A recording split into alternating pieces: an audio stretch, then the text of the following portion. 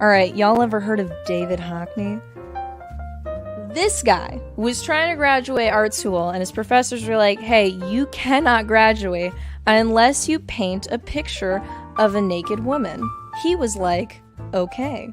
And then he turned this in. What a mad lad. Also, he made one of my favorite paintings ever. I'm not childish, you're childish. You don't know how to appreciate art.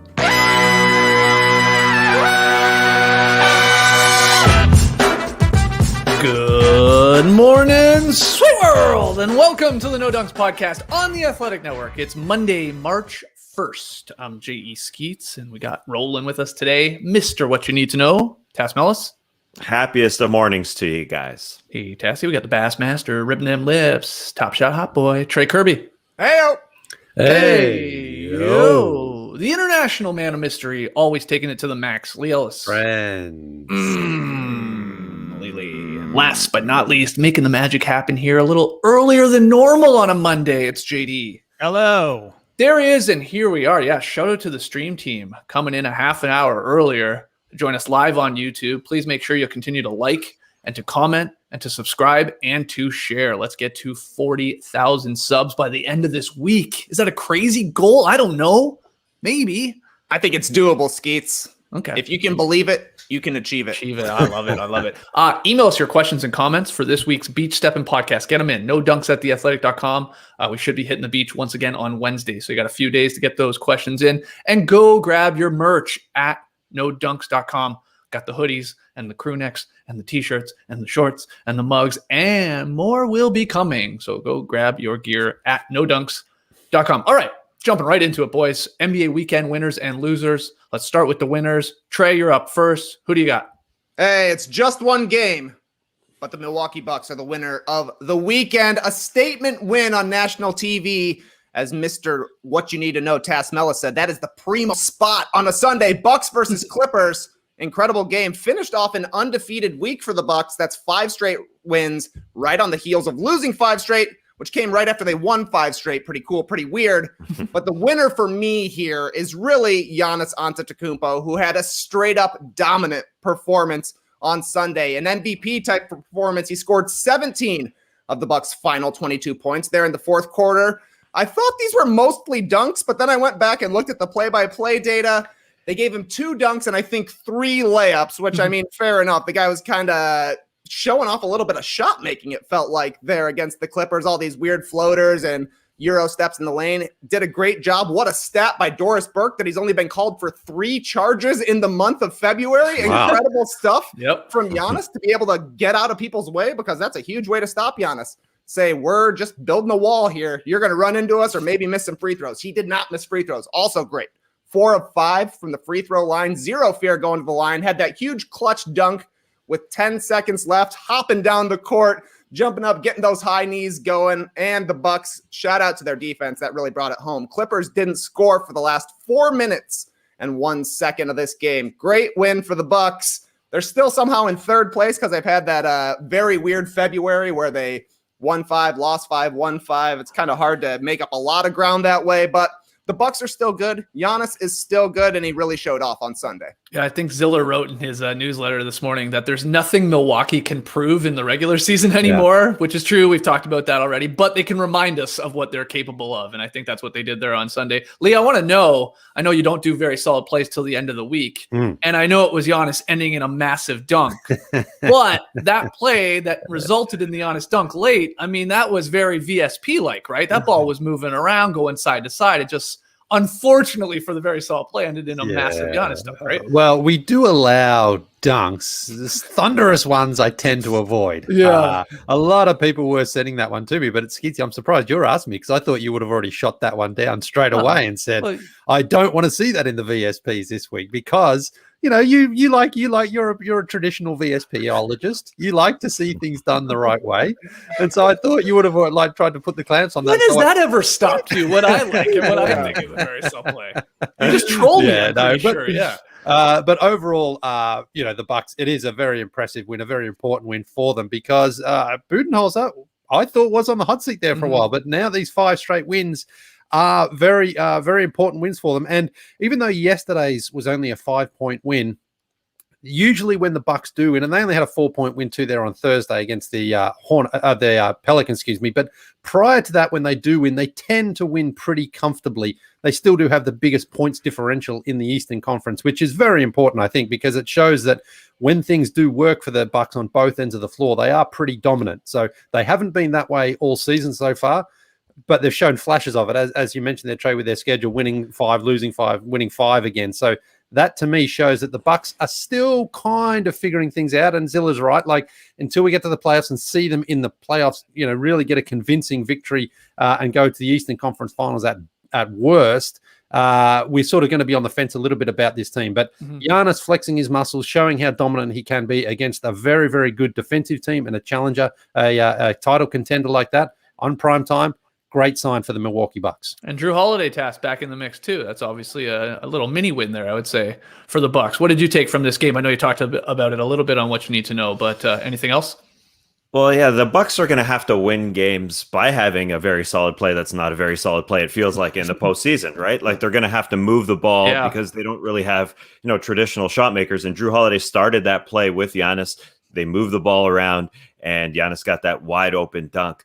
And so that's a good sign for them that Giannis, check the play-by-plays. It's interesting to watch that he got all those shots at the rim. I was confused by the Clippers why they didn't have Serge Ibaka on the floor. Isn't that what you got him for? I mean, he'll defend Giannis at the rim. Why are you playing Marcus Morris at the center towards the end of games? That was really confusing to me. But you had a guy in Jrue Holiday moving the ball, and on the other end, Paul George and Kawhi Leonard, they didn't move the ball at all. It was just straight ISO ball. It was hard not to think of them losing to the Denver Nuggets and all the talk about, well, we need a point guard to move the ball in the postseason. They've gotten by basically as Kawhi and Paul George as point guards, essentially. Like, Patrick Beverley's not the point guard that you think of, but those guys move it, and the 3-point shots have been raining down this season. But they're up 5 with 4 minutes late, and they lost this game because they just stopped. And then there was more excuses after the game with Paul George and Kawhi Leonard saying, we didn't pick up the pace late. And so I'm not sure what's going on in that locker room. If they are going to look to try and grab somebody, Kyle Lowry would be so good. But, who the heck knows there with that situation? I was just confused. And the excuse making, didn't like that, even though the Clippers have played well. They should have been able to beat the Bucks here. They just didn't score in the last 4 minutes. The Bucks have started to play better defense. But not sure how the Bucks really got that W when it comes down to it. It shouldn't have happened. But yeah, Giannis, the last 10 games, the numbers are gross. He wants to be part of the MVP conversation at 33 points and 13 rebounds and 6.5 assists and 75% from the line, which is amazing. Giannis but will he even be involved in the conversation? Can he even order the Saganaki at the table? I don't Probably think so. not. I don't think so. It is a little unfortunate, just the way it is. He's not going back to back to back. I'm sorry. Also, you said how did the Clippers lose that game? Wasn't that the theme from Sunday? How did Team X lose that game? I mean, we'll get to a couple other ones, but it felt like there was 3 or 4. What? How'd they lose that? They were in complete control, and then just these crazy meltdowns. Again, we'll touch on some more here. Let's go to you. That's right, though. Okay. The issues with the Clippers seem to be the exact same issues with the Clippers. They don't have the ball mover point guard who can take a little bit of pressure and keep the offense going when Kawhi Leonard or Paul George are thwarted in a one-on-one, and they don't necessarily have the big guy who's going to be able to lock down inside. Obviously, Giannis is a special player who's going to be able to do what he wants in the paint, but it comes down to you're playing Zubats or Ibaka or maybe a Morris as well. And that's going to be a problem against Rudy Gobert and Nikola Jokic and obviously the Lakers with LeBron and AD whenever AD is healthy again. So it feels like the questions that the Clippers had once they formed this team with Kawhi Leonard and Paul George are still the same questions that they've got 18 months later. How do you address both of them at the same time? That's very tough to do. Remember when Luke Kennard was going to help everything out there, and Clipper, I don't think he's even playing, right? He's getting the DNPs. Yeah, we thought, that guy, he's not bad. He can actually facilitate a little bit. Obviously, a great shooter, and he's not even really in the rotation there with Lou, at least right now. I just don't like the excuse making. It's freaking. Well, they're good at that, I find. Also, the same problem. Yeah. That's so they had all the chances in the world to close this game out. Yeah, Paul George just didn't hit shots. Kawhi Leonard didn't hit shots, but I mean, just save those excuses for May and June, July. Yeah, save for the playoffs. It's so early. You can't use them all up. Yeah, exactly. And you had all the shots in the world. Yeah, I like it. It's, those are playoff pick excuses. I don't know why I started with the P, but anyways, those are for later. Like right now, that was ugly. That was an ugly loss for that team. I mean, they've been playing well and they've been moving it, so maybe this is one off, but it wouldn't be surprising if they, string a few together like they did last year in the playoffs. Some bad losses. Yeah, we'll see. Let's go to you next, Lee. Who do you have for a winner of the weekend? My winner of the weekend is the Miami Heat, because in case you didn't realize, they have the longest active winning streak in the league right now at 6, back to 500, tied for 5th in the East. And after such a good weekend, this shows you just how good their weekend was. I'm going to talk about the game from Friday night. Oh, God. Because they took care of the Utah Jazz. Man. They took care of the Utah Jazz, the best team in the NBA, and it was Jimmy Butler and Goran Dragic who did most of the damage. Listen, of the 34 games the Heat have played, Butler's only played 21, Dragic is 20. And I think that's a big reason why they are only at 500 right now, missing 2 of their veterans out there. But on Friday night, you saw just how important both of those guys were. And it was a typical grinded-out victory there by the Heat, because a 1-point game with 2 minutes 30 to go, the Heat closed on an 8-1 run. Made it tough for the Jazz, too, with their offense. Their incredible offense, and the Jazz sort of all of a sudden couldn't score. And Miami just wore them down. So that was a very impressive victory on Friday night. And then last night, Jimmy Butler actually missed this one again with sort of resting that knee. Tyler Hero came back. And again, it was tied 95 with about 3.5 minutes to go. John Collins hit a 3. The Hawks tied it up. They sort of kept in this. John Collins was actually fantastic for the Hawks in this one. But the Heat closed it out, 14-4 run, hitting a couple of threes. Just, again, really clamping down. Trae Young made not a great pass there at one point there for the Hawks. But the Hawks just couldn't score. And I think, again, that's the thing with that Miami has, is that ability to lock down defensively. And then they have got guys who can close it out. Now, again, Jimmy Butler wasn't in this one to close it out, but Tyler Hero was good. Bam was good. Kendrick Nunn actually was very good in the last minute and a half, 2 minutes here. So, for me, this is why the Heat, it doesn't really matter. We know they're not going to finish top 4, but they are just at when they have all their players there, those veterans and those leaders and that ability to play defense, they're such a tough team to overlook in the Eastern Conference. I mean, they made the finals last season, and no one really expected them to do that, but they just played that same way, playing their way. Bam in the middle defensively is just such an intimidating presence, and then on the offensive end, they can throw him the lobs. He's got the little mid-ranger. You've got Tyler Hero and Duncan Robinson, of course, who can hit the threes. But when Goran Dragic is out there, he would be a fantastic player for the Clippers, if you ask me. Someone late in the game who can actually control the offense a little bit more, take a shot if needed be, drive inside, or just set up one of his other guys, because he's got that ability to do that. So looking at the Heat right now, they're just quietly sneaking up. They're doing all they need to do. And back to 500, very good weekend for them. I just hope Jimmy Butler can stay on the floor, because he's obviously extremely important to what they do and was playing good basketball. A lot of talk about the all-star pick as well. The Heat did not get one. Of course, that went to Domantas Sabonis there, but it wouldn't have been Jimmy Butler. Bam, if anyone. Yeah. But it wasn't to be the case. So, Lee, I want to know, though, you said they got that victory on Friday night, took down the Jazz, the hottest team, like you said. But what if they had lost on Sunday to the Atlanta Hawks? Would they still have been a winner of the weekend? That's what I want to know. Because you put it in the doc really early, and I was like, hold on, they got another game here. Oh, you got the Hawks. Okay, he's confident. Yeah. Well, I looked into it, and I thought, they've won a few in a row. How many? 5? Jazz, Hawks on Sunday. I didn't realize Jimmy Butler was out straight away. Right. So I'm like, oh, yeah, they got this one. No worries.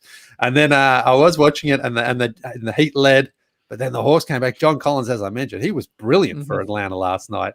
But managed to get to the end of this one. I was like, oh, thank God. Sigh of relief. Thank God I didn't have to do the old, you don't have to have a perfect weekend. Well, you know what you could add to the Heat, too? Possibly to make like their weekend even more winning, I guess. Oladipo, Trey, turning down a 2-year, $45.2 million extension with the Rockets. I say that's a good thing for the Heat because, look, Oladipo and Miami have been linked for feels like the last couple of years now. And so if he's saying, well, I don't want that deal with the Rockets, I mean, it's not like he couldn't sign with them still, or there could be a sign and trade, or he could go somewhere else. But I think that's sort of like a little good thing for the Heat. Am I wrong? I'm not as convinced on Victor Oladipo. I don't think that the Heat necessarily need him. They've got Goran Dragic. They've got Jimmy Butler. Those are going to be their 2 perimeter guys. Then they've got 3-point shooters everywhere else. I don't think it's worth giving up any of their future pieces, certainly for a trade for Oladipo. If he wants to come and hang out in the summer, that's totally fine by me. I just don't think I would necessarily be giving anything up from a team that has come together a little bit here, because Lee, you say they can't get to the top 4 in the Eastern Conference. I think that is certainly still on the board. They're a half game back of 4th right now. They're 13-8 with Jimmy Butler in the league. That's one of the top 8 records winning percentage wise, if he were to be there for the entire season. And they're 8th in defense right now. And it was really the defense this weekend that was incredible. They held the Jazz, the best 3-point shooting team in the league, under 33% from 3. They held the Hawks under 23% from 3. And they're just doing enough on offense. I think it's certainly possible that they got home court advantage come playoff time. But Trey, my Knicks are back. Oh, they're back. Yeah. Let's throw back. Yeah, the Knicks have to get a winner of the weekend, too. Yeah. You must have been. Yeah, I can't believe you don't have a Knicks shirt on here, Lee. I like, what the hell? I got the Lakers. I had the Knicks one on Friday, remember? Oh, yeah, that's right. I haven't done a wash since then, so that's why I'm going with the Lakers. The Lakers got some victories over the weekend, too. But yeah, the Knicks. The Knicks are above 500. They beat the Pistons on Sunday. They're 18-17. They've won, I think, 7 of their last 9. And yeah, right now they have the 4th best record in the Eastern Conference. And people are so pumped up. They're saying Julius Randle is better than Chris Bosh on Twitter. So the Knicks fans are back and they're loving it. And kudos to them. I mean, they're obviously playing well, and it's pretty impressive task that they're that high. So just to slip them in there, the Knicks definitely a winner of the weekend too, right? Sure. Yeah, the Eastern Conference standings are bonkers. The 2 teams that made the Eastern Conference Finals last year, the Heat and the Celtics, are tied at 500, 17-17 for the 5th spot. And the Raptors, the team that went and won the championship the year before, are tied with them as well. So it's a 3-way tie, half game back of the Knicks. That's clogged. Yeah, the Knicks are. Can I use your plunger? Yeah, please, big clog a dog. Unclog these standings. They're nuts.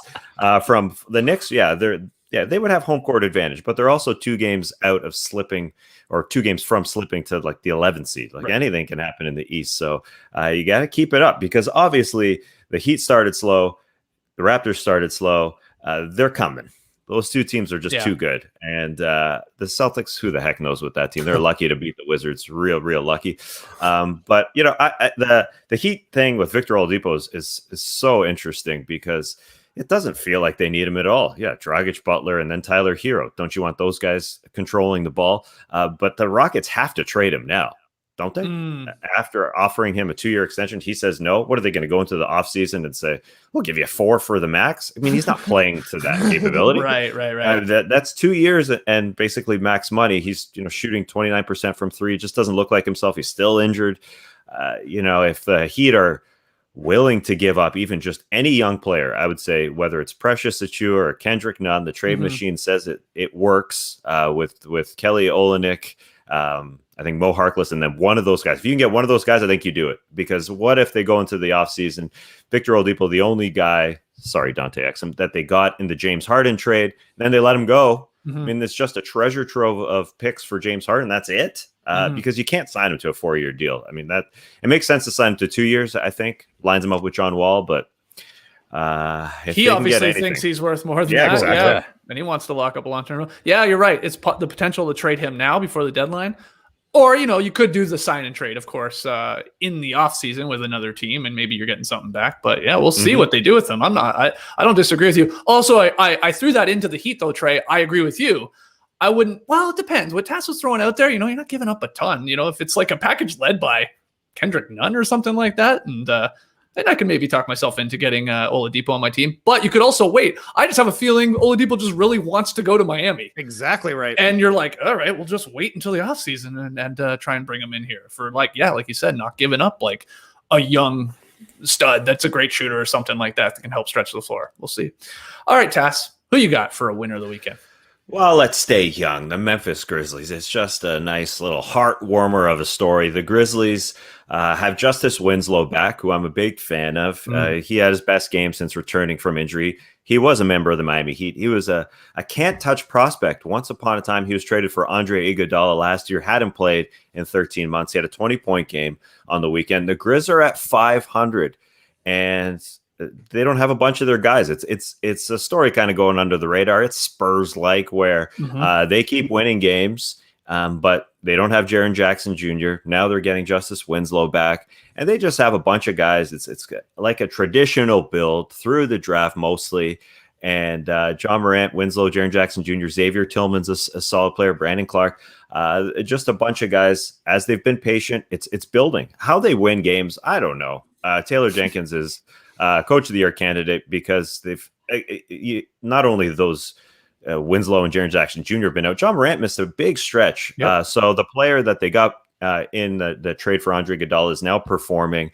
And if you remember that trade, I just thought of it this morning when Andre Iguodala was traded, and he said, I can't play in this situation where, we're an up and coming team. And Dylan Brooks and Justice Winslow spoke out and said, all right, screw you, leave. We're going to be good one day. And now they're good. They missed out on the playoffs last year in that bubble situation there. But to be at 500, I think is a real good scenario, even though, they've lost a few games recently because they played tough teams. But they did beat the Clippers, and then they beat a sad sack Victor Oladipo-less Houston Rockets team that have lost 10 in a row now. They don't have Christian Wood or Oladipo, so that stinks for them. But the Grizzlies are on the rise, and they got cool hair, and we never really talked about their hair at all on this show. Justice Winslow's got green hair, and John Morant's got red hair, just little accents. Yeah, not taking over their heads, but that's cool. In those that's their colors, the green and the red. It's not like a dark green. It's like that Memphis Grizzlies tealy green, whatever you call it. I don't know. So you think this is an absolutely coordinated hair decision here from the Grizz? 100 billion%. Wow. Okay, I think so. I've seen them hugging on the sideline. I think they're buds, and I think they went to the hairdresser and said, or before they went to the hairdresser, they knew what they were doing. They said, we're coloring it up. Now they just need white hair, I think, to fully do the whole color palette. Colors, yeah. Oh, okay. Yeah, I think maybe I 100% agree with you. I feel like they've gone really under the radar with I'll be honest. I was almost shocked when you said they're at 500. I was like, are they? Wow. Good for them. Very Spurs-like, where it's just like they keep just plugging along, next man up. There's all these injuries, whatever, and they just keep pulling out enough victories. I think a part of it maybe, though, is why we're not talking about them. I saw that ESPN Stats and Info said that last night the Grizzlies became the first team with multiple 30-point losses and multiple 30-point wins in a single month. So it's like maybe you're looking at the box score of the results and you're like, well, they lost by 30. Oh, they won by 30. It's just weird. First time since the Lakers in November 1966 that's happened. Oh man, what was that month like, Lee? Yeah. Do you remember that month, Lee? It was a tough month for us, man. I think we were still Minneapolis then. I believe you were. Yes. Yes. You and George Mike, and I guess you were riding the pine at that point. Yeah, you were on the team. All right, so Grizzlies getting a little win of the weekend. Great line by Steven Silas after this game. The Rockets obviously got smashed. They shot 27% from the field, 4 of 45 from 3, and Steven Silas afterwards said, "The missing of shots is really plaguing us this season." Turns out missing shots, bad for the offense. It's not working out for Houston. Got to make some shots. Hey, let's be honest here. We're always talking about the MVP dinner, the MVP conversation. Who's at the table? I think we got to make room for Christian Wood. I think he's got to be there. He might be the most valuable player to any team. I mean, when he plays, they're decent. When he isn't, they can't win a damn game. They just get hammered. That's why you got all-star starter votes, Skeets. Yeah, I guess so. Oh my God, they are bad. Seriously bad without him. I'm obviously joking having him in the MVP conversation, but he's important for them. All right, couple more little mini winners here. The 2021 dunk contest. I'm going to make it a winner of the weekend because we now know who's in it. And I think some people will maybe call it a loser of the weekend because I'm sure some people are like, what? Where's Zion? Huh? Where's Zach LaVine? Huh? Like, what's going on here? Here's who it is, according to reports. It's Knicks rookie Obi Toppin. We knew that. Blazers guard Anthony Simons. And then Pacers guard Cassius Stanley. And a lot of people are going to drop up. Who is that? Okay, he's only played in 8 games. He's in a lot of G League I think he plays for the Mad Ants, right? Isn't that their team, the Pacers G League team? Could be, yeah. He's a high flyer from Duke. This is a good thing, though, people. This guy can soar. He has he had clocked a higher vertical than Zion Williamson, I think, at Duke, which is saying something. No Derrick Jones Jr. in this. Obviously our defending champ. He's taking a year off. He's not 100%. So yeah, it's Toppin, it's Simons, it's Stanley. It's a bunch of these young guys, which has sort of been the way it's been going over the last couple of years. But I'm still excited because I think these are 3 really, really good dunkers. There's only going to be 3, by the way. There's not going to be a 4th. Very unlikely there'll be a 4th because they're trying to get it down. They're trying to jam this in during a halftime of the game. So they may want to make it a little quicker. From what I've found out, it's 2 dunks each in the first round, 1 dunk in the final. And that will be the decision, how to decide it. So, yeah, 2 dunks for the 3 guys. And the top 2 guys will go to the final and have 1 dunk. That's what I've been told. Couple names that were supposed to be in this, unfortunately. Jaylen Brown was in it. And then he got a knee injury, and he was a last-second pull. And then I had heard that Colin Sexton was a possibility too. So I don't know what happened with him. Maybe they talked somebody else in that they thought could put a better show or something like that. But he was rumored to be in this too, but he is not. And no Zion, no Zach LaVine. So we'll see. I mean, again, I'm excited for Cassius Stanley. That's my guy who I'd be betting on to win this thing. Trey, I don't know about you again and what your thoughts are on this field, doing it at the halftime even. What do you think? Come on, this is an underwhelming field, Skeets. This is no doubt an underwhelming, especially considering Friday. You're saying we got an all-star coming in this. Obviously, it didn't happen. Yeah, but it's supposed to be Jaylen. Yeah, but it's not. Like you're saying, though, Cassius Stanley, I'm excited about. I said Obi Toppin and Cassius Stanley should be in it. We've seen Anthony Simons get up. There's not going to be a lot of pressure on these guys. Yeah. Everybody's just going to be happy to see any sort of a dunk contest that's going to go by quickly.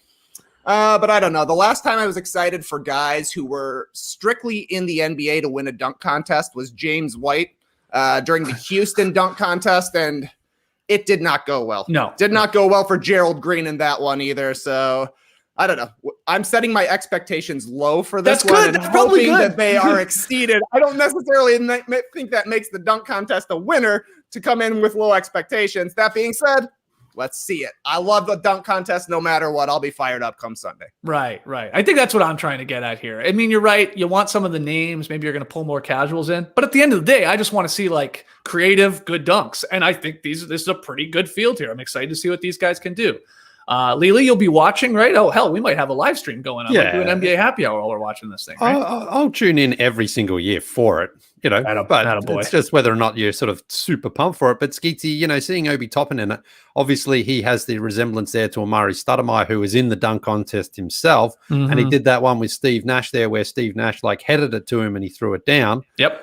Well, Obi Toppin looks, resembles Amari. A lot of people say you look like Steve Nash. You're in Atlanta. The dunk contest is in Atlanta. I mean, you've got header. You've got your connections. Yeah, I've seen you head the ball. Yep. Why not? There you go. There's a chance for you to be take part in the event. I think there's something there. Okay, I want to avoid all crowds right now still, but you know what? I'll triple mask up and go drop a header for Obi Toppin. Yeah, why not? Absolutely. Why not? I am available if they would like to do something. Remember when we were trying to talk the dunkers into dunking over all of us in Toronto All-Star Weekend? We were gonna dress up as stereotype Canadians. Like one guy was gonna be a hockey player, and somebody's dressed up as a beaver or something like that. Did we tell Zach LaVine to do that? Maybe. Or Aaron Gordon. It was somebody in Summer League, I thought, and then it actually came to be All-Star in Toronto. I don't remember what it was, but I definitely remember brainstorming the idea. It would have been legendary. Yeah. And that ended up being maybe the best dunk contest of all time, too. That one in Toronto. It probably was, at least top 3. Tassie, excited at all for this? Or sure. If there's anyone that I'd get close to during this pandemic, it's you 3 lined up, booty to booty. Sure. While Zach LaVine dunks over us. Booty to booty. Wow, we're going back to back. Yeah, it's kind of weird, but change it up. I don't know. Zach LaVine jumping over a beaver, a lumberjack, a hockey player, and what's the 4th? I think we said CN Tower. I thought it was Trey was going to be the CN Tower or something. Yeah. Yeah, that's good. It makes it look taller, right? Yeah, exactly. And even if he has a felt tip, just not to hurt, Zach LaVine's undercarriage. Right. Come on, Zach LaVine. 3 guys. 3 guys in the dunk Tass, contest. I heard you say that on the What You Need to Know today, that you were like, well, we still get this 4th. I don't think so, man. I really don't. It's unfortunate. Why are they... I get it. It's timing. Fewer dunks. Bit. Yeah. Wow, come on. Zach LaVine's there. The guy just has everything in his bag. He doesn't need... I'm sure he's bringing his basketball shoes. He doesn't need anything else. Come on. This guy's done it enough. I actually think it's completely fair. Yeah. I mean, Zion should be in it. I mean, that's a no-brainer, but I'm just worried he's going to do what LeBron did and just never go in it. We'll see. Or maybe just layups. Sure, we can do a layup contest. So yeah, I'm excited. I think Cassius Stanley is the odds-on favorite to win this thing, but we'll see what tricks they have in store. Quickly, some other mini winners.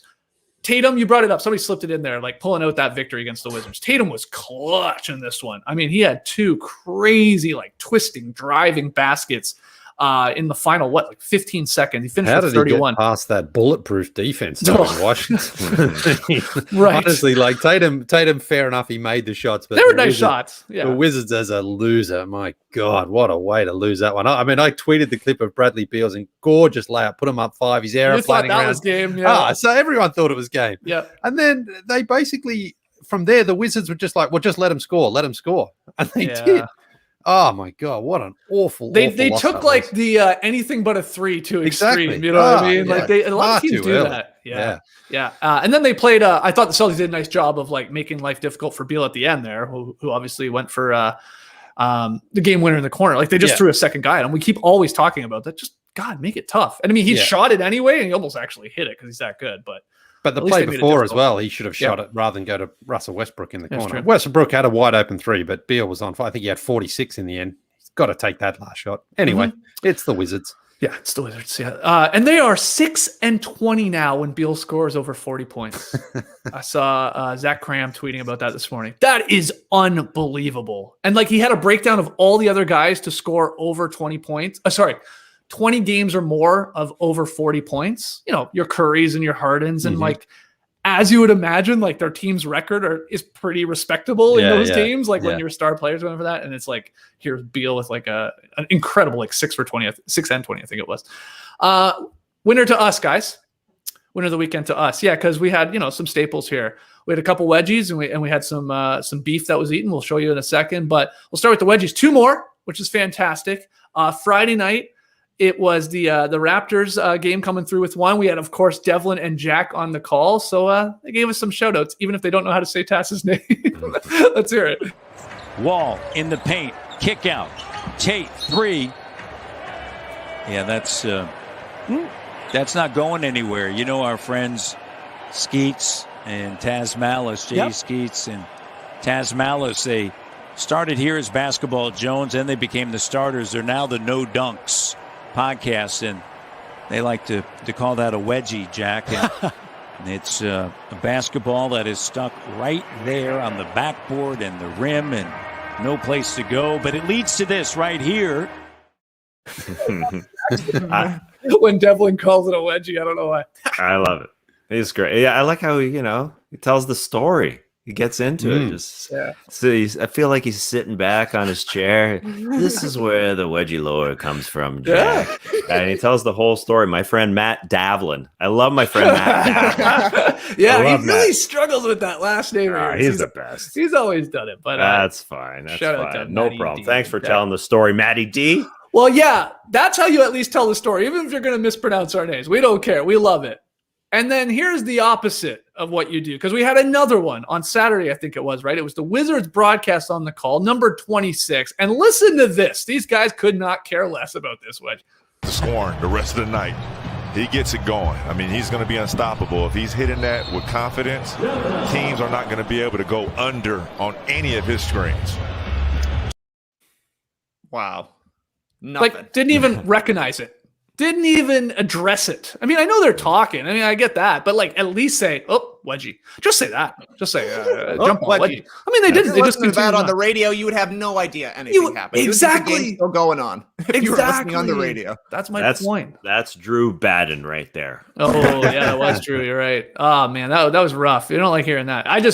We don't need the shout out. We don't need, the Devlin. Well, let me tell you, they started a podcast back in JD's apartment back in 2000. But say it wedgie. I mean, let the people know that it happened. That's a great point, Trey. If that's on radio, you'd have no clue. But anyway, we're happy. We got 2 more. Back to getting wedgies on the weekend. Up to 26, and we're on pace. It is eclipsed 60 again. We're back to 61 is the pace, as we're showing you on the live stream here. The wedgietracker.com. So that's great. Sarah Gray brings up a good point. On the Wolves broadcast, did they mention it as a wedgie? Because we know our friends Dave Benz and Jim Peterson. Yeah, I didn't go check. They like calling it a wedgie. I didn't check either. I would think not, because most people tweet in when they do. That's true. When we get a pretty good shout out, people let us know, because, you know, we got people in mini watching the game. But we'll have to go confirm that. It's okay. We got wedgies. That's all that matters. So that's great. And then, like I said, Trey, we got some more big beef too. What a weekend for us. That's exactly right. On Friday, big rebounding performance by Clint Capella once again. JD, roll that beautiful beef footage.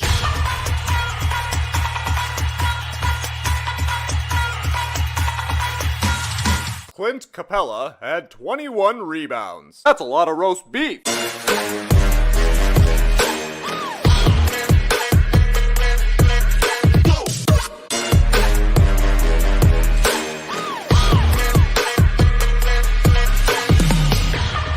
Welcome to the Double Beef Club.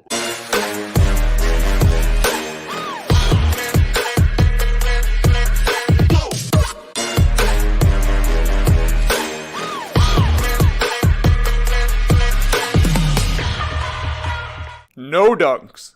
We love roast beef, which is rebounds. Yeah. Oh, yeah. Second beef of the season for Clint Capella, and once again, a sloppy, slappy beef for this guy. Yeah. I don't know if he ever grabs a rebound, like just grabs it and holds it with his hands. He just smacks it up at the glass. As you saw, there were several times when the ball's just rolling on the ground, and it happens to be Capella who's nearby, picks it up, gets the rebound. I'm pretty sure Mike Muscala tipped the ball in for the Hawks that Clint Capella got the rebound for. Wasn't pretty, but we're grateful for every beef. Second one of the season. The only guy with more, obviously, is Andre Drummond. I think that's why the beefs have slowed down a little bit here. Drummond hasn't been playing. He's good for about one every week at this point. Yeah, we almost had the sweet applesauce this weekend from Draymond Green, right? He had the 19 assists. I was wondering if we were going to get a highlight package of that, but he came up just short. Great stuff. Good comment here in the stream team. Because Clint Capella was wearing those beautiful orange, red, and white jerseys. Ken Diane with the comment here. Orange and red with white. Look at that marbling. Oh, yes. Marbling. Very done. good. Okay. Well done. Yeah. Well, yeah, we're going to get to those jerseys in the loser of the weekend section of this show. But before we get to losers, quick break here from our sponsors. Well, guys, I've almost made it. It's about 6 weeks since I've been living at my mother-in-law's, but we're almost out of here. Cannot wait to move into our new home. I haven't really been able to get into a routine here at my mother-in-law's. It's been a struggle. Haven't been able to work out much. Unlike Fergie, I have not been working on my fitness. But like Fergie, I am eating something that's so delicious. Bow, bow. Magic Spoon makes up for it because, not working out, but Magic Spoon keeps me healthy in the morning when I get up early to produce a show with JD on what you need to know. I'm not eating a bunch of crap because Magic Spoon in the morning giving me 0 grams of sugar, 13 to 14 grams of protein, and only 4 net grams of carbs in each serving. Only 140 calories per serving. It's keto friendly, gluten free, grain free, soy free, low carb, and GMO free. And check these new flavors coming from Magic Spoon, releasing cookies and cream and magic waffles soon. Hello. Well, not sure if I could do that, but I'm going to give it a try. That's for sure. That's the ultimate treat yourself combo, they're calling it. Only available for a limited time. Build your own box as well. Available flavors: cocoa, fruity, frosted, peanut butter, and cinnamon. And if you're listening in Canada, Magic Spoon now ships there as well. So here we go. Go to magicspoon.com/nodunks to grab the new limited edition cookies and cream maple waffle or a custom bundle to try it today. And be sure to use our promo code NODUNKS at checkout to save 5 Canadian or American dollars. This offer is now good anywhere in the US or Canada, but only when you use our code at checkout. And Magic Spoon is so confident in their product. It's backed with a 100% happiness guarantee. You'll be happy. So if you don't like it for any reason, they'll refund your money. No questions asked. Remember, get your next delicious bowl of guilt-free cereal at magicspoon.com/nodunks and use the code NODUNKS to save $5. Thank you to Magic Spoon for sponsoring this episode. Let me channel my inner Cam Stewart here, crush some wings, maybe chug a beer at a pool. Is your Wi-Fi struggling to keep up with your streaming, work, gaming, video calling, and more? What about all at once? When you're connected to your world by Wi-Fi, be sure it's the best. Bring your Wi-Fi up to speed with Orbi Wi-Fi 6 from Netgear. Orbi Wi-Fi 6 is the best and latest in Wi-Fi. It covers your entire home with unmatched speeds and performance for uninterrupted working and video calling and streaming at home on more devices than ever before in any part of your house. With Wi-Fi this advanced, you're going to want it everywhere, including the swim-up bar. Ready for the best Wi-Fi ever? Find out what makes Netgear America's #1 choice for Wi-Fi at netgear.com/best Wi-Fi. That's netgear.com/best Wi-Fi. That wasn't my greatest struggling. You gotta slow down when you do it. That was a better one, the second one there, than the first ad read. But anyway, you get the point. Netgear.com/best Wi-Fi. Okay, NBA weekend losers. Trey, let's start with you. Who you got? Well, the weekend started off all right for the Indiana Pacers. Domantas Sabonis named as a replacement for the All-Star game, and unfortunately for Indiana, that was the peak. Friday night, lost to the Celtics. The Pacers did less than 40% from the field, trailed the entire second half, and the Pacers bench was outplayed and outscored by the Beantown boys, who, as we've talked about for basically the entirety of last week, have really struggled with all their role players basically for the season. That's part of the reason the Celtics have been struggling. Not so much on Friday night. They followed that loss up, the Pacers did, with a loss to the Knicks on Saturday. Malcolm Brogdon was a late scratch with knee soreness, and that is not good for the Pacers because they really struggled down the stretch with no real perimeter creator out there. Julius Randle, I thought, outplayed Domantas Sabonis. That's 3 straight losses for the Pacers. They've lost 8 of 11 overall. And because they're in the Eastern Conference, that means they are now down into the playoff tournament, sitting at 15-17. And all of these losses are feeling very samey. They get a nice first half lead. The game kind of evens out over the course. Maybe the second quarter into the third quarter, and then they're badly outplayed in the second half. The crunch time offense is brutal. It feels like they're just waiting for Domantas Sabonis to make some kind of crazy shot on Friday. He hit the back of the rim. It bounced off the back of the rim, off the top of the backboard, in for a three-pointer. On Saturday, he banked in a three-pointer from the top of the key. This is not reliable offense for the Pacers in crunch time. They really need to hope that these Malcolm Brogdon knee problems are minor, because Victor Oladipo, obviously gone. Caris LeVert is not back on the court yet. Same with TJ Warren. 10 of the 14 games that the Pacers are playing here in March are going to be on the road. Of those 14 games, 11 of them are against current playoff teams. I've thought the Pacers were a playoff lock for this season, but this could be a tough month for Indiana. And as we've seen, they just had a tough week, and that dropped them down into the play-in tournament.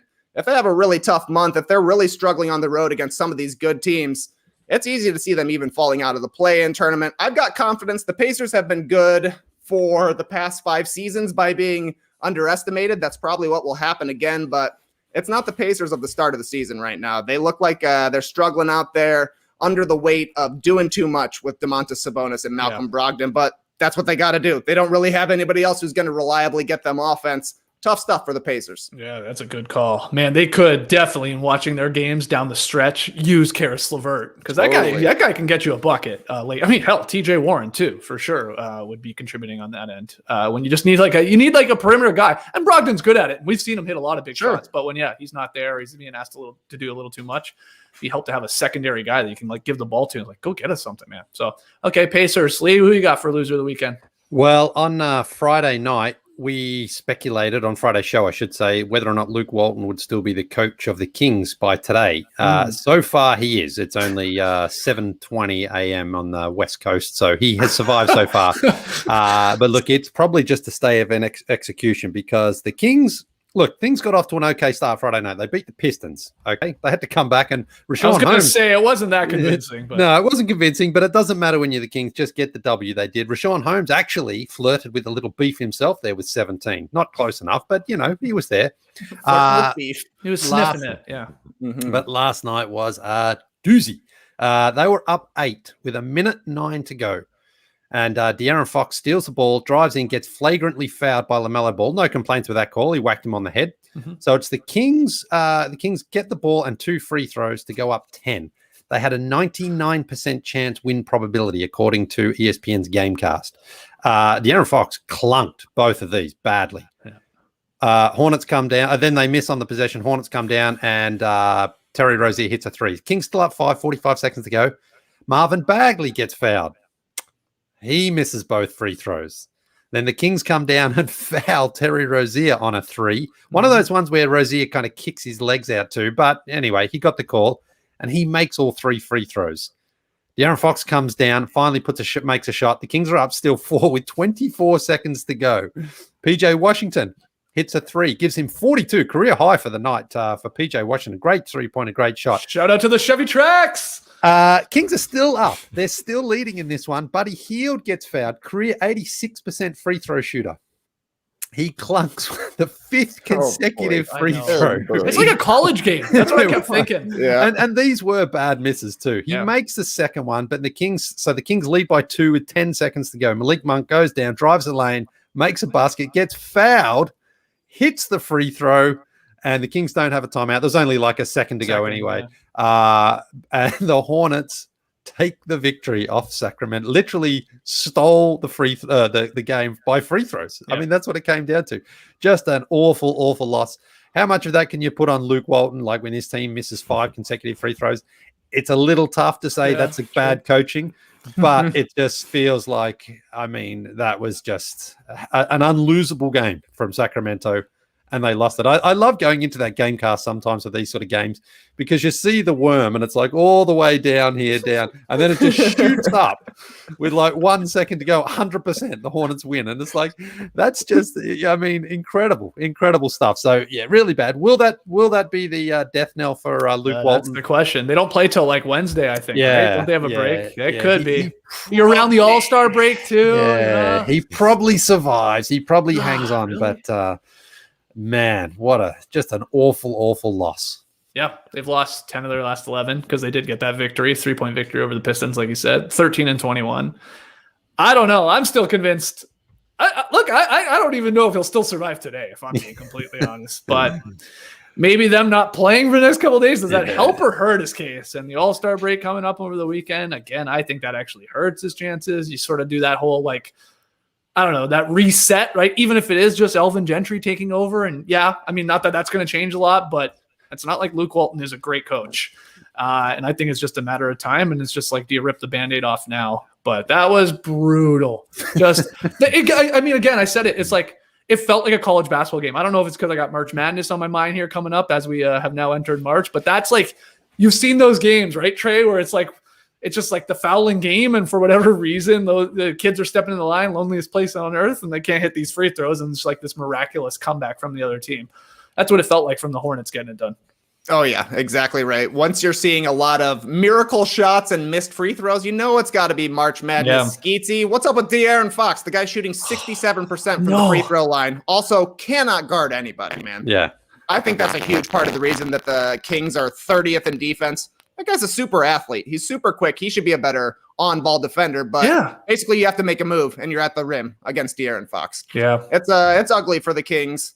No surprise. Yeah. I totally agree. It felt like I was looking for True TV like every March. Oh, yeah, I found it. I can watch these play-in tournament games or whatever they're called, and here they are. And Buddy Hield, I don't like this record, but I got to mention it. He's the fastest to 1,000 threes in NBA history, which is weird. Yeah. It's just weird that Buddy Hield owns that, especially because didn't he age a year while he was in the NBA? yes, that's right. Yeah, they figured out that he had the incorrect age when he came into the league, and there was some problem when he was at college with his birth certificate. But he's got the fastest. 350 games to get to 1,000 threes is faster than Steph. So that's a record. How long will that last, I guess? I think Donovan Mitchell was the quickest to 600. So I guess I think that's right.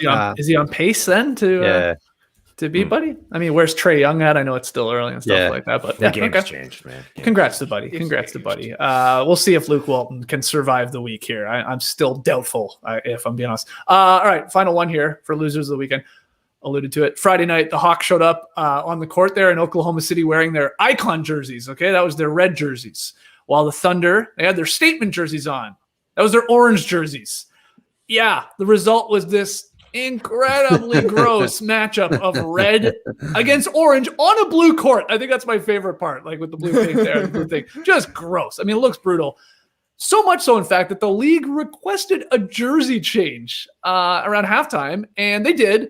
But the Hawks only had their red jerseys on their road trip, so OKC was, forced or made the change to white, which is fine. You're the home team; you should be wearing white anyway, in my opinion. And they throw those on and looked a little bit better there, the red versus white. But this is wild. I saw at OKC Tracker said it was like a throwback to a Hawks Knicks game. Yeah, yeah, that was a fantastic tweet.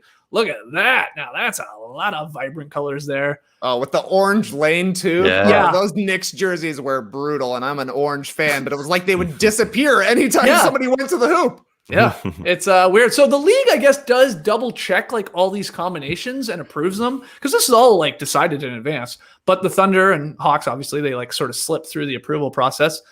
But it's the first time in 4,000 games that has happened, according to the NBA, with this system in place, like since the 17-18 system. So first time, Lee. I mean, they just slipped through the cracks there. The Hawks did. I guess maybe it was the Hawks' fault, is what I think we're being told. Like they only had the reds, and they should have been, of course, wearing something else, not to clash with the orange there of OKC. Yeah, I guess so. I guess if you're on the road, it's a little harder then to go and change if you don't have the other ones. But the Thunder, you can just go to the shop and you can just buy all the shorts and shirts and put all the guys back on there. I suppose. I don't know.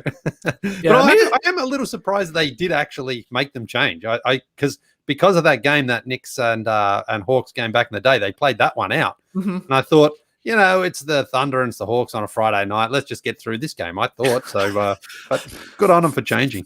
It didn't affect the Thunder, which is good. I mean, I think they played well in the orange jerseys and they played well enough in the white jerseys and they got the victory over the Hawks. But it was just sort of a funny. I saw Worldwide Wob, of course, tweeting it out like, "Look at this," and everyone's like, "Oh God, what is going on there?" It is crazy. There's just so many jerseys. Only 10 turnovers though for both teams. So either they were playing it safe. They're like, I can't really tell this orange and red apart. I'm not passing the ball, or they were extra careful about it. Nonetheless, because they were definitely complaining that, you would see something out of the corner of your eye. You were not exactly sure who it is. I would love to see if the passes per game were up or down for the first half there. Maybe Maybe the statisticians, though, just couldn't tell if it was a pass or a turnover. Like, so they were just like, maybe that's an assist. I think it's an assist. Put it down. I don't know who that was to. Yeah, also, I watched a bit of this game. There was not a lot of great defense being played. So maybe that was also a reason why there wasn't a lot of turnover. There was a lot of olays to the rim, like guys just getting layup after layup. But very, very funny there, and gets a small loser of the weekend. Anything to add to that, Tassie? Are there too many jerseys for you, or are you fine with it? Because they do a pretty good job usually with the matchups. I just love jerseys. I'm okay with it. It feels like they actually have cut down the last few years. I'm not keeping extreme track, but it's like they have a regulated 3 jersey set, right? It feels like it's 4, but yeah, I hear what you're saying. I think it's 4. Yeah, 4 is the earned one. Yeah, earned, icon, statement, and then what am I forgetting? City, that's it. Yeah, right. But before, like the Cavs were able to just change every game.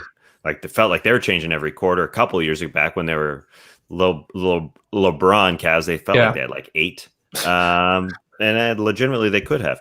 But I think now it's kind of set. I just feel bad for the equipment manager for the Hawks. He got double the laundry load after that game. Loser of the weekend. For the Thunder, yeah. Oh, the Hawks. Yeah, jeez. I'm so bad. Yeah, it was the Hawks' fault. They should have changed. Yeah. It should have been on the Hawks. They should do the laundry. Yeah. They should, yeah, especially because they lost the game. Yeah, that's a good call. But then again, like, I can't blame the Hawks people because it's like anytime you go travel, Lee, I know you don't like to check a bag. You don't want to bring more than you need to. It's like, no, just bring one. Yeah, it's fine. We'll play in this one. They do it like a high school basketball team. They put their jerseys and warm-ups on before they travel. Yeah. Okay, so they're like, all right, let's go play. Yeah, for sure. Okay, good stuff. Let's get to tweet of the night. Tweet of the night. Wow. Twitter. Absolutely loved this tweet from @Steven_LeBron, Alex Wong. The Charlotte Hornets are cool again. The Knicks are a top 4 team in the East. The Bulls have a shooting guard averaging 28.7 points per game. The 90s are back. Trey Kirby. I wish Alex put back in all caps locks there. That's my only complaint with that tweet. But otherwise, Spot on. It's totally true. Hornets are cool, especially them rocking their throwback pinstripes there. The Knicks are a top 4, as we talked about, and the Bulls have Zach LaVine, their shooting guard, putting up huge points. He's an all-star, giving us all these highlights. Yeah, we're back in the 90s, Lee. I mean, what do you miss most about the 90s? The worst thing that ever happened, in the year 2000 was all these countries in Europe adopting the euro, because it took away a lot of fun of traveling to other countries and coming back with a wallet full of cash from so many different countries. If you come back with some drachma, some lira, some pesetas, some francs, German or French, doesn't really matter. It was so much fun. Now you go, everyone's just give us euros, just pay with euros. Oh, boring. I want to be in a country where sometimes it's like lunch is like 180,000 of the local currency. It's fun. Yeah. Instead it's just like everything's just like, it's basically like traveling with US dollars now, and it sucks. So yeah, get off my lawn, everyone.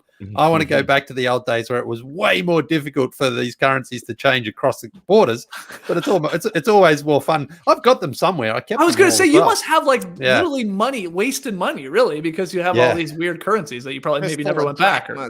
Yeah, I've got them somewhere, probably at Dickie's house. I'll see if you can track them down. That guy's got everything, man. Oh my God, poor Dickie's house, man. Just loaded to the brim with all your stuff. Oh, that's an awesome Lee Ellis answer right there. What do you miss about the 90s? European currency. Oh my God. You never fail to amaze me. Tass, I don't know how you followed it. What do you miss about the 90s? Pennies? Well, I do dislike the euros in that they're like Canadian money, where they have a coin for the dollar and the 2. The 1 in 2 euros. Too many coins. Get rid of those coins. Yeah. Way too many coins. Weighing you down. Yeah, for sure. I mean, the 90s. I just miss that you can't say party like it's 1999 anymore. I mean, that's the only thing I really miss about the 90s. Okay. Like, what are we gonna do? Party like it's 2020? Awesome. That's be the worst time to ever party. Yeah, the worst party ever. Yeah. Trey, what do you miss about the 90s? Collect calling. Remember when you would call 1-800 collect was a big one, and then you would have to leave your name. So for me, it was before cell phones. I would call my mom after basketball practice. Leave a name. Come pick me up. Yeah. Call from. Come pick me up. All right, I'll be there in 5 minutes. See you soon. Great way to page your mom when you're not actually making a call. But maybe they still have collect calling. I'm not totally sure. Yeah. I'm guessing it exists, but probably the percent of users has gone down. Yeah, because I did it yesterday. I called a bank in Canada. For some reason, I couldn't get through the 1-800 number, so I used the 416 number, and it's a collect call number. So immediately the operator says, this number accepts collect calls to tell it to go through. Wow. It's really strange. Yeah. Wow. I after running with the Bulls in Pamplona in Spain, I collect call mum and dad, and just to tell them, because basically it was like then there were no cell phones and we didn't have the internet as freely as we did, so you couldn't just like shoot a message. Right. So I always knew mum and dad would always accept the call charges because they wanted to hear from me. We spoke for like 5 minutes. It was a $72 call. Just to say nothing happened. Yeah, just to say, hey, I ran with the Bulls now. I remember I did it from Times Square too, the first time I'm in Times Square. Hey, Mum, I'm in Times Square. Cool. Call's on you. They loved it. Their parents love that sort of stuff. You should see the currency over here, Mom. Yeah. It's crazy. It all looks the same. All these bills look the same. The funniest thing was there was one phone box like where I was staying, and there was line up to use the phone box to call your parents. It was like 35 people deep. Yeah. It was incredible. So that's why it was only a 5-minute call. Like, yeah, I'm here. Yeah, this is great. Enjoy the bill. Bill me. JD, do you have an answer for this, man? What do you miss about the 90s? Are you there, JD? I actually feel like I have a 90s area. Oh, hello. Can you hear me? Yeah, your mic is doing some crazy things. Yeah, but I've got some internet problems over here. It's like it's 1997 down here. You guys are chopping. So I don't miss that. I don't miss anything about the 90s. I'm laser focused on the future. Oh wow. Okay, good. Yeah, 1997, when it took you 2 hours to masturbate to porn on the internet. They had to load. it would like load on your screen like Come on. Actually, that's a nice segue into this. I also want to hit you guys with the Instagram like of the night. It goes to Lee Ellis. Oh, yeah. For liking Rihanna's thirst traps here. Lee's in love. Lee. Yeah. Nora this morning we're at the table having coffee. Obviously looking at our phones or computers, and Laura goes, "Wow, Lee really likes Rihanna's photos a lot." I do, yeah. Apparently, like every time you like it before she can like it herself. So, I mean, I see why you're liking it, but it's like you're quick to it, I guess, is what she said. I don't know. I mean, I don't know when that went up. I just saw it this morning. Said you savage as. I said, yes, you are. It's a great look. I do love that it says just liked by Lee Ellis and then 3.7 million other people. Fantastic. Yeah. She's great, Rihanna. Trip, She's Lee. great. Don't trip, man. Yeah, don't trip. Okay. Pick 'em results. This was huge, guys. Friday night. I mean, this was absolutely massive. We had Tass and Trey tied leading into the final night of our pick 'em, at least for February. It was the Portland Trailblazers, Los Angeles Lakers game. Lakers favored by 5.5. These guys obviously picked on opposite sides to decide this thing, and Tass came through with the victory, taking the Lakers. I also had the Lakers. That's a win. Lee had the Blazers, and Trey, of course, had the Blazers, which means Trey 8-12 for the month of February. One game worse than Tass at 9-11. So you will be paying off February's pick'em. So if anyone has an idea out there, let us know. Let us know in the stream team, YouTube comments, tweet at us at NoDunksInc, or you can email them in nodunks@theathletic.com. We'll have to obviously have you pay it off in the next couple of weeks. Anything come to mind? Trey, I thought you had said something, I don't know, like a month ago, maybe when we were trying to think of one for Tass. Am I crazy? I don't know. Was it the bean bong? It was the bean bong. Yes. Unfortunately, it's the bean bong. Yeah, it was the bean bong. I knew you had said something. Yeah. Chugging beans. Yeah, chugging beans. Chugging a can of beans straight out of a funnel. Partying like it's 1999. I made a Costco run. I could have grabbed you so many beans on the weekend. I appreciate it. Yeah, you did blast the great beans, Graham. Really appreciate seeing those. Just a shelf full of Bush's baked beans. It's finest beans in the land, if you ask me. It's Bush's or nothing around here. All right, so maybe a bean bong, maybe something else. Again, if you have a suggestion, Trey will be paying off February's pick'em. But we started all over again here in March. 7 games on tonight, Tass. We're all 0-0. What's the game we're picking from? Yeah, we're all fresh, just like the Chicago Bulls should be fresh because they didn't have to play Sunday due to a game cancellation with the Toronto Raptors, the 30th game canceled this season. They're supposed to have a back-to-back against the Nuggets tonight, but they'll be ready. They're plus 5.5, so they can lose by 5 and still get the point spread victory. We'll start with you, Trey, as the Bulls man. Denver at Chicago plus 5.5. Well, to be honest, I would like a few more points for the Bulls in this game. You know, I definitely think the Nuggets are ahead of the Bulls in the power rankings out there, but there's no way I'm picking against Chicago. The Bulls are back on TV tonight. Give me the Bulls. Skates, what you got? That's a tough one, actually. I think I'll go Denver, though. I'll try not to overthink it, like Trey said. I mean, they're the better team, but can the Bulls keep it close? I think this was going to be one of these really close ones, right? Like, it's like... I think they know what they're doing with this line. I feel it's going to be like a 5 to 7 point victory for the Nuggets. So where does it fall? I'll take Denver to win by 6 or more, though. Lee? I think that is enough for the Bulls. Wow. Denver haven't been super convincing, especially on the road. Are you running with the Bulls tonight? I'm running with the Bulls, yeah. Go, Dickie, let's go. I mean, I would like one more point, but I'll take them at 5 points. I think the Bulls have got 5 points in them. But just quickly, Trey, you said you're a bushels man. Can I tempt you with some 365 beans from Whole Foods? Those ones are legit. Wow. So legit, you can't even get them at the moment than my local one up the road. So just try. You telling me they're sold out of beans? They're sold out of those particular brand. They got tons of other beans there, but these 365 ones, man, put them on toast. That's all you need. Beans on toast. And they're like, because we've been experimenting with some beans lately, and those are the ones that really hit. You know, they hit different. Isn't that what the kids say these days? Those 365 beans hit different. Check them out, man. Check them out. I'll check them out. Are you talking a baked bean here, or are you talking what kind of specific bean? Because I mean, 365 is the store brand. Yeah, no, sorry. I'm saying it's just a straight baked bean for that one. Yeah, I love it. I don't like too much. I just like my baked beans with sauce, and that's it. I don't like too much like sugar and onion. Yeah, so they're not super sweet. Nah, I like they're that. good. Okay. Yeah. 365. They just hit different. 365 not available, huh? Sounds like in my local 365. anyway. In my local, I mean, I'm sure they're in another Whole Foods, but surprised. I even had to call the guy yesterday. So you got any of those? You got a bean guy? I got a bean guy. You were calling in about beans. No. I was in Whole Foods, and I was like, they've got all the million beans in the world, and I'm like, where are your 365 bakes? And they said, oh, we got the bushels, or we got Amy's vegetarian. I'm like, oh yeah, wow, there they are. That's them. Organic baked beans. Yeah.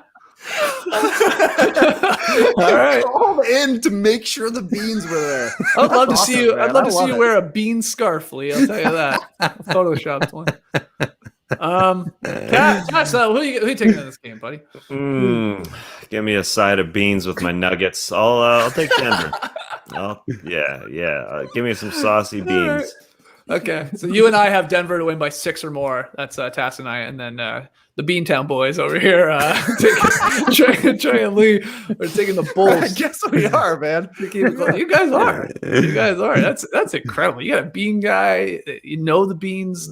You know it's awesome. Are you hitting up that Whole Foods on Ponce, Lee, or you want me to call in today? I know it's a little closer to my place. I could maybe run over and get you a couple of cans. Yeah, well, hey, listen, if you go and you find some, bean me up, buddy. I'll swing by. Why is beans so much fun to say, man? Too good. It really is. Bean me up, buddy. Yeah, you got to load up while you can. They must be the hot bean right now because you just can't get those 365ers. So, Oh, by the way, to circle back to something we talked about probably years ago, I tried the Costco pizza on the weekend. Wow, it's good. I thought they discontinued that, didn't? No, man, that's bad. You just can't eat it. You can't eat it inside. You got to take it outside. Right. Only takeout. Yeah. Right. So it's a greasy slice of pizza. There is no doubt. But it reminded me of like a slice of pizza, like at a sporting event, basically. Like, you know, it was good. No, that's not it. Gee, come on. Any beans on that pizza? No, but I'm actually intrigued. I'd throw a bean on a pizza. No, why not? What? Why not? All right, let's call it there, guys. So we're getting a little silly here. Fun Monday show. Bean me up, man. Oh, man. Like, comment, and subscribe to No Dunks on YouTube. You know what? Do me a favor. Just drop bean in the YouTube comments and a like. That would be great today. Grab your No Dunks merch at nodunks.com. Keep emailing your questions and your comments in for this week's Beach Steppin' podcast, nodunks@theathletic.com, or you can leave them in the YouTube comments, or you can tweet them in at No Dunks Inc. And finally, subscribe to The Athletic for $3.99 a month right now, theathletic.com/nodunk, so they know that we sent you. $3.99 a month. Come on. That is fantastic. Fun show, guys. Back tomorrow with Tass is What You Need to Know. Back tomorrow with The Daily Show, and we'll see you soon. Clipper Bros. You heard it here first. Have a great time. Turn up. Love you guys. Awesome. Thanks for joining us, and remember, if you subscribe to one of our channels today, just pick one. Just pick one. It would be really cool beans. That would be awesome. I used to be your voicemail, right, Skeets? You just cool beans. Yeah, you would just your voicemail was cool. like Trey making a collect call. Like he would just your voicemail was just beep, and it would be you. Cool beans. Yeah, wow, that's a good throw. Wow, great call. That's a long time ago, but cool beans to that for sure. Cool beans. Embrace the day, people used to say that a lot. Yeah, absolutely. Like in the 90s. That's what I miss about the 90s. When did Hot Rod come out? That wasn't the 90s. Embrace the day, people. You could stay